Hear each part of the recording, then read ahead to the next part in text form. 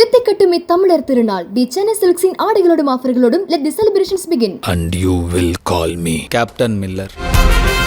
குறைந்த விலை நிறைந்த தரம் தங்கள் தேவைகள் அனைத்தும் ஒரே இடத்தில் ஜெயச்சந்திரன். திருப்பாவை என்கின்ற இந்த ஆச்சரியமான பிரபந்தத்துக்கு ஆண்டாள் கடைசியில கேட்பவர்கள், இதை சொல்லுபவர்களுக்கு என்ன பலன், பகவான் என்ன கொடுப்பார் அப்படிங்கிறது சொல்றான். இது எந்த பிரபந்தமாக இருப்பினும் தமிழ்ல ஆழ்வார்கள் அருளி செய்த பிரபந்தத்துக்கு மட்டும் இல்லை, சம்ஸ்கிருதத்துல இருக்கக்கூடிய ஸ்தோத்திர பிரபந்தங்களுக்கும் கடைசியில பலஸ்ருதி சொல்லுவது நம் பூர்வாச்சாரியர்களுடைய வழக்கம். தேவோன சுபம் ஆதனோது, யார் இதை படிக்கிறாளோ சுபம் ஆதனோது, நல்லதே நடக்கும். ரங்காஸ்தானே ரசிகமஹிதே ரஞ்சிதா சேஷசித்தே வித்வத் சேவா விமல மனசா வெங்கடேஷேன கிளிப்தகான்னு தேசிகன் எடுத்தார். நல்ல ஒரு சத்கோஷ்டியாய் சங்கோஷ்டியாய் ஏற்பட்டு அவர்களுடைய அனுகிரகம் கிட்டும் என்பது திண்ணம். விதனோது காமான் என்று நிருஹரியை நிருசிம்மனை பிரார்த்தித்தால் நடக்கும்னு தேசிகன் எடுத்தார். ஆயுராரோக்கிய சௌக்கியம் என்று முடித்தார் நாராயண பட்டத்திரி. எந்த ஒரு பலனுமே நம்மை பகவான் கிட்ட கொண்டு சேர்க்க வேண்டும். அந்த கருத்தை தன் மனதில் தாங்கிய ஆண்டாள் தன்னிலையை அடைந்தவளாய் பெரியாழ்வாருக்கு பெண்ணாய் ஆச்சரியமான இந்த குலத்தில் சுவாமி மணவாள மாமுனிகள் எடுக்கிறார். 5 குடிக்கொரு சந்ததியாய் 5 குடிகள், வேயர் குடி, அயோனிஜ குடி, மாறன் குடி என்று, பரம்பன் குடி என்று, மூங்கில் குடி, இத்தனை ஆழ்வார்களுக்கு அப்புறம் பொய்கை ஆழ்வார், பூதத்தாழ்வார், பேயாழ்வார், திருமழிசை பிரான், நம்மாழ்வார், மதுரகவி ஆழ்வார், குலசேகர ஆழ்வார், பெரியாழ்வார், இவர்களுக்கு பின் அவதரித்தவள் ஆண்டாள். இந்த 5 குடிகளும் செய்த தவத்தின் பயனாக பிறந்தவள். 5 குடிக்கொரு சந்ததியாய் என்றார். அந்த ஆண்டாள் கடைசியில சொல்லக்கூடிய இந்த அழகான பாசுரம் வங்க கடல் கடைந்த என்கின்ற பாசுரத்தை அனுபவிப்போம். வங்க கடல் கடைந்த, வங்க என்றால் என்ன? கப்பல், மிகவும் பெரிய பெரிய கப்பலோடு கூடிய கடல். வங்க கடல், நிறைய வங்கங்கள் இருக்கக்கூடிய கடல். வங்க கடல் கடைந்த, அதை கடைந்தெடுத்த, யார் கடைந்தெடுத்தா? அப்போது அந்த கடைந்தெடுத்த கடலிலிருந்து அவ கடைய ஆரம்பிச்சா. தேவர்களும் அசுரரும் கடைய ஆரம்பிச்சா. எனர்ஜி எல்லாம் போயிடுது, அப்படியே க்ஷீணிச்சு கீழே விழும்போது அப்போது பகவானே தான் வந்து கடைந்தார். அதுதான் நம்ம சரித்திரம். ஞாபகம் வச்சுங்க, தேவர்களும் அசுரர்களும் கடைஞ்சா, ரொம்ப வீக் ஆயிட்டா. வீக் ஆனோன்னு அது அப்படியே கீழே போய் க்ஷீணித்து விழ அப்ப பெருமாளே தானே கடைந்தார். வங்க கடல் கடைந்த மாதவன். எதுக்கு இத்தனை பண்ணிருக்கார்? ஏன்னா மகாலட்சுமி கிடைக்க வேண்டும் என்பதற்காக, ஜெகன்மாதா கிட்ட வேண்டும் என்பதற்காக. ஏன்னா உலகத்துக்கு செல்வ செழிப்பே போயிட்டான். துர்வாசர் சாபம் கொடுத்திருக்கார், செல்வத்தை இழந்து விடும் இந்த உலகம். அப்ப செழிப்பை இழந்த இந்த உலகத்துக்கு மகாலட்சுமியினுடைய கட்டாட்சம் மறுபடியும் வர வேண்டும் என்பதற்காக மா என்கின்ற மகாலட்சுமிக்காக பெருமாளே கடைந்தெடுத்தார். வங்க கடல் கடைந்த மாதவன். சரி, இந்த பாசுரத்தை ஏறக்குறைய ஆண்டாள் எங்க பாடிப்போம்? மயிலாப்பூர்ல. ஏன்னா இந்த பக்கம் மாதவ பெருமாள் கோயில், அந்த பக்கம் கேசவ பெருமாள் கோயில். அதனால மாதவனை, கேசவனை, கேசபாசங்களோடு கூடிய எம்பெருமான். சரி, இப்ப மாதவன் சொல்லிட்டா கூர்மம், கூர்மாவதாரத்தை சின்ன கூர்மமான மகாலட்சுமியை காப்பாத்துறதுக்கு பெரிய கூர்மமா இருக்கக்கூடிய பெருமாள் வந்தார். கூர்மத்துக்கு முடியெல்லாம் உண்டா?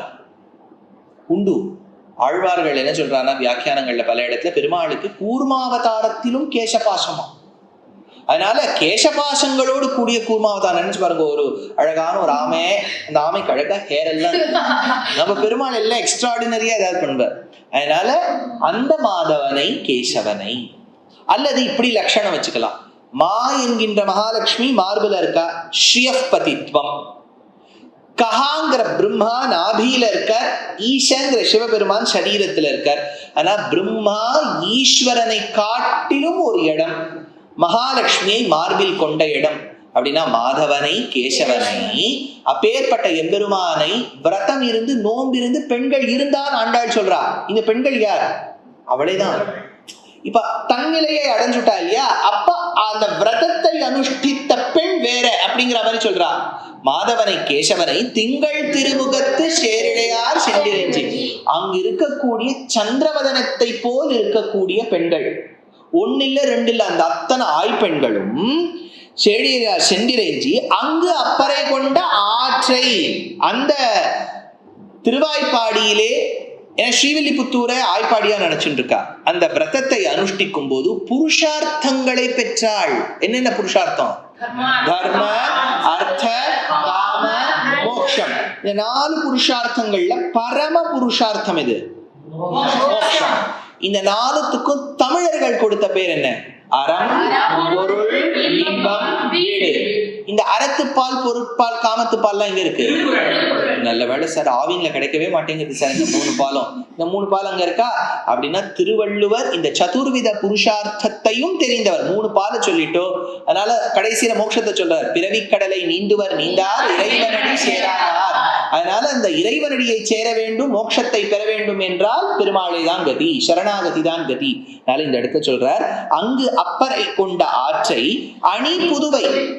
அணி புதுவை சத்தியா இருக்கக்கூடிய இந்த ஊருன்னுட்டா. இந்த ஊர்னு சொன்னது ஸ்ரீவில்லிபுத்தூரை சொல்றா. ஏன்னா தன்னிலை அடைஞ்சுட்டானோ.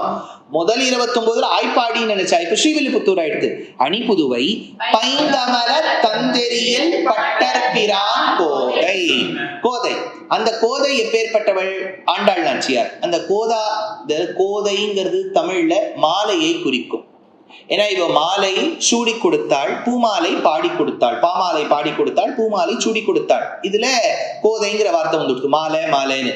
ஆனா இவ வாக் சாமர்த்தியத்துக்கும் அதிபதியாக இருப்பதால் சம்ஸ்கிருதத்துல இருக்கக்கூடிய பெயர் கோதா. கோதா, கோதை. அதனால இந்த இடத்துல சொல்றா, பைங்கமல தந்தெறியில் பட்டர்பிரான் கோதை சொன்ன அந்த பட்டர்பிரானா இருக்கக்கூடிய இந்த விஷ்ணு சித்தர் அருளி செய்த, அதாவது சுல்ப சூத்திரங்கள், நிறைய சூத்திரங்களுக்கு அதிகாரியா இருந்தார் பெரியாழ்வார் விஷ்ணு சித்தர். அவருடைய கோதை சொன்ன சங்கத் தமிழ் மாலை, கூட்டம் கூட்டமாக வார்த்தைகள் வந்து அழகா அலைமோதி இருக்கக்கூடிய பிரபந்தம் சங்கத் தமிழ் மாலை. 30 பாசுரங்கள்லயும் நான் பாடியிருக்கிறது வசத்தியான தமிழ்.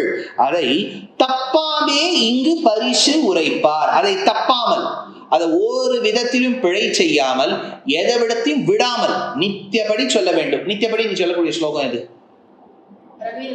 ரகுவீரகத்தை நித்தியபடி சொல்றியோ? அப்ப நடுவில் ஏதாவது கேள்வி கேட்டா சக்குன்னு சொல்லிடுவிய. அப்புறம் நீ ருத்ரன், நீ தினம் எந்த ஸ்லோகம் சொல்ற தெரியல. அப்புறம் ஸ்ரீவர்தன் கருட தண்டகம், நீ என்ன சொல்வ? ஹயகிரீவ ஸ்தோத்திரம். ஸ்ரீவர்தன் நித்தியபடி எந்த ஸ்லோகம் சொல்ற? நித்தியபடி ஏதாவது பழக்கம் வச்சுக்கோ. நித்தியபடி ஏதாவது ஒரு ஸ்லோகம், ஒரு சின்ன ஸ்லோகம், ஒரு காமாசி காஷ்டகமோ, இது கனகதாரா, உனக்கு என்ன பிடிச்ச ஸ்லோகம் பிடிச்சிருக்கோ, நீ யாருக்கிட்ட என்ன கத்துக்கிறியோ அது தினம் சொல்லணும். விஷ்ணு என்ன சொல்வ? நித்தியம் சந்தியா. சந்தியா வந்தோம் நீ கர்மா பண்ற ஸ்லோகம். இனிமேல் ஏதாவது சின்ன குட்டியா ஏதாவது கத்துக்கோ, கிட்ட செல்லும். அப்புறம் இந்த சர்வேஷ் தினம், ஆதித்ய ஹிருதயம் தினம் சொல்லிடுவேன். நம்ம அவ்யுத் துவய மந்திரம் சொல்ற. இன்னொரு ஸ்லோகம் கத்துக்கோ, ஸ்ரீவர்தன் தோட்ட காஷ்டகம். Very good. அப்புறம் தர்ஷன் ஹரிவாயு ஸ்துதி தினம் சொல்றியா? நீ என்ன சொல்வ?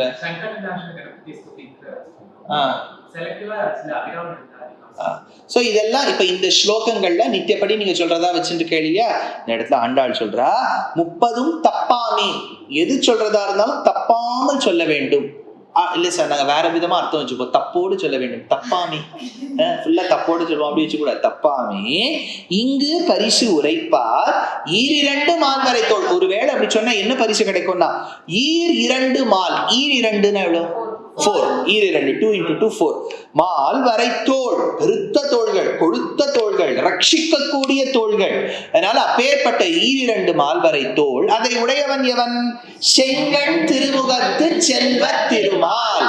அதனால திருமால் இந்த இடத்துல ஆள் அப்புறம் சேர்த்துக்கலாம். அதனால செங்கண் திருமுகத்து செல்வ திருமால். அதனால அப்பேற்பட்ட அழகான முகலாவண்யம், கண்கள் தாமரை இதழ் மாதிரி இருக்கு. அப்பேற்பட்ட திருமால். மால் அப்படிங்கிற வார்த்தையை ஏற்கனவே சொல்லியிருக்கா. மாலே மணிவண்ணால வியாமோகம் கொண்டவன். இந்த இடத்துல திருமாலால் எங்கும் திருவருள் பெற்று. இதை நீங்க சொன்னா உங்களுக்கு மட்டும் ஞானமோ செல்வமோ வராது, குடும்பத்துக்கே வந்துடும், எல்லாருக்கும் வந்துடும், சுத்தி இருக்க வாழ்க்கைலாம் வந்துடும். பக்கத்துல உங்க ஏரியால எல்லாரும் பெரிய பெரிய வீடு எல்லாம் கட்ட ஆரம்பிச்சிடும், எல்லாரும் மோட்சத்துக்கு போயிடுவா.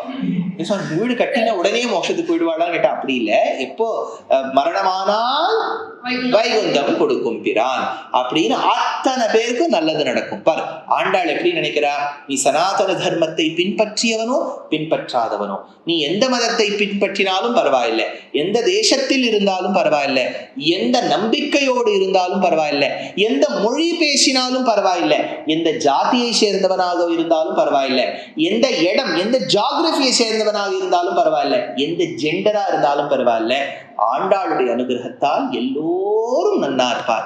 ஒரு பிராட் மென்டாலிட்டி பாருங்க. அதனால சொல்றா, எங்கும் திருவருள் பெற்று இன்புறுவர். அதனால நீங்க நன்னா இருக்கணும்னு ஆண்டாள் சொல்றா. நம்மளை பார்த்து ஆண்டாள் எவ்வளவு அழகா, ரொம்ப அழகா பாடி அனுகிரகம் பண்ணியிருக்கா பாருங்க. அதனால நீங்கள்லாம் இந்த சிஷ்யர்கள்லாம் எவ்வளவு சமத்தா நீங்க பங்கு எடுத்துட்டீங்க. நீங்க பங்கு எடுத்துட்டா மாதிரி நிறைய யங்ஸ்டர்ஸ் இந்த பாசுரங்கள் எல்லாம் கேட்டிருப்பா. அவர்களுக்கும் நல்லது ஏற்படும். நிச்சயமா ஆண்டாளுடைய அனுகிரகத்தால் நல்லது ஏற்படும். எங்கும் திருவருள் பெற்று இன்புறுவர், சந்தோஷமா ஹாப்பியா இருப்பா அப்படின்னு ஆண்டாள் இந்த 30வது பாசுரத்தால் தலை கட்டுகின்றாள். ஆண்டாளுடைய அந்த திருப்பாவை பிரபந்தத்துக்கு அடுத்ததாக இருக்கக்கூடிய நாச்சியார் திருமொழியின் சாரம், அதன் முடிவில் அவளுக்கு வந்த கனவு, அந்த கனவினால் பெருமாள் ஒரு விஷயத்தை பட்டர் பிரானுக்கு சொல்ல, அவளுக்கும் பெருமாளுக்கும் நடந்த அந்த பரிணயம் விவாகோத்சவத்தை அனுபவி. தித்திக்கட்டும் இத்தமிழர் திருநாள் தி Chennai சில்க்ஸின் ஆடைகளோடும் ஆஃபர்களோடும் let the celebrations begin. And you will call me Captain Miller. குறைந்த விலை நிறைந்த தரம், தங்கள் தேவைகள் அனைத்தும் ஒரே இடத்தில். ஜெயச்சந்திரன்.